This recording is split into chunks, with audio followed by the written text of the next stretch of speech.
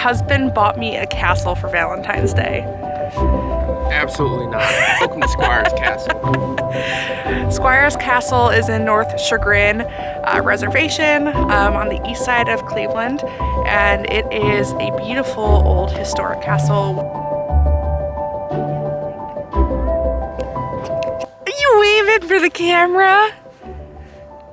He's learned how to wave and now that's all he does. Yeah? That's really cool, dude. So, as you can see, we are right behind Squires Castle.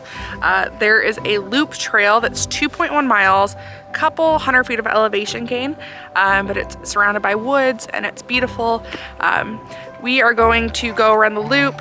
We're starting on the right side, and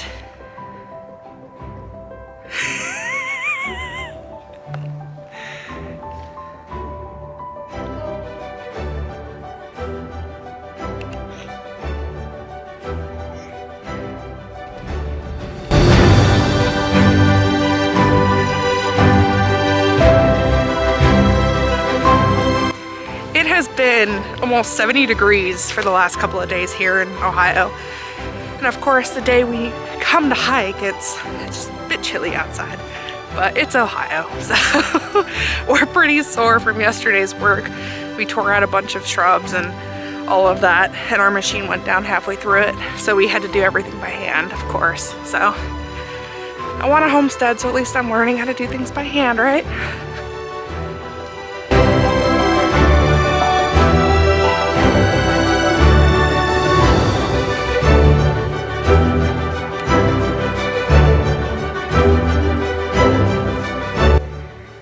I know you guys hear a lot about us talking about leave no trace. This is a pure example of this. It is restoration area.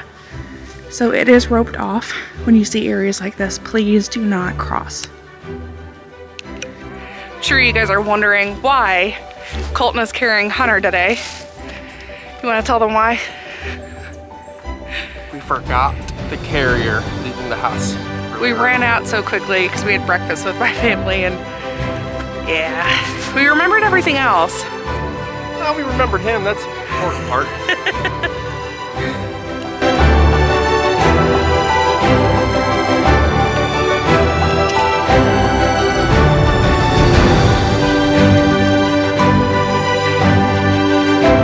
So we were talking about what got us interested in hiking in the first place. And you know, I hiked as a kid growing up next to Cuyahoga Valley National Park. Loved it, Brecksville Reservation, but the one hike that really did it for me was Emerald Lake. I'm gonna let you guess where that is. I'll give you a second, but it's in a national park, so a pretty popular trail. But it is actually in Rocky Mountain National Park. That was honestly the moment that I felt so free hiking, and yeah, and it really secured that love of hiking for me. But, oh, okay. That's Hunter's favorite hike. You waving to the camera? What's your favorite hike? Or what was the hike that transformed your view? I really enjoyed our first hike in Colorado when we first moved there. I think that was a hike that did it for me and did it for me.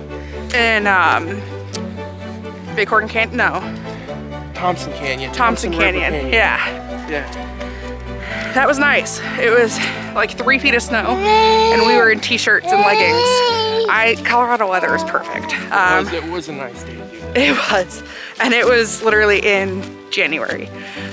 When we moved there, it was, a lot of the state was on fire, and then a day later it snowed a couple feet. It was perfect. We lived in Colorado for about 6 months, and then my company actually moved us to Montana, and we lived there for a while. That's where Hunter was born. Now we're back in Ohio. You were born on opening day of Montana turkey season. Always, at least you'll remember his birthday. Yeah. Quick, what's his birthday? April 16th. Good job. You talking with the camera?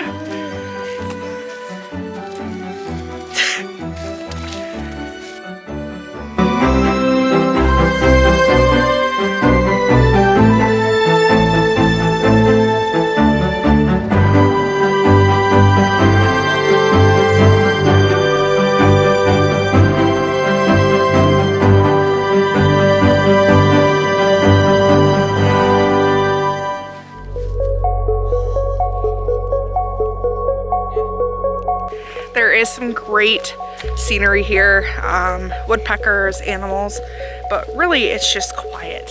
It's out of the city, and there is a road that you can hear some cars on, but not much. But really it's peaceful. There's a lot of pine trees surrounding, and it's hilly and just not near much of anything. And it's good retreat for anything, you know? But very nice trail. Yeah. We rarely come out to this side of town just because it is an hour drive, which we need to stop making that excuse. But cool things to see within an hour from the house. There is, and we need to start exploring more. We get very comfortable here when we live in Ohio for some reason and stick to what we know. But, you know, when we live out of state, we don't do that. It's very odd. And I'm sure other people have kind of, you know, witnessed that same thing when they move out of state. But Ohio has so many things to offer. It's great. It really is. We just finished our hike, so now it's time to tour this castle. There's actually people playing, I can't really say playing with swords, but like medieval enactment, I guess. But some information about this is that this was actually erected to be the gatekeeper's home. It was built in the 1890s by Fergus Squire, and this was again intended to be a gatekeeper's home. They bought 525 acres to build a home, English German style type castle, but his wife actually was like, never mind, I don't want to live out in the country. They actually lived off of Prospect and Millionaire Row. Fergus Squire was a vice president of some oil company back in the olden days. But it's so cool.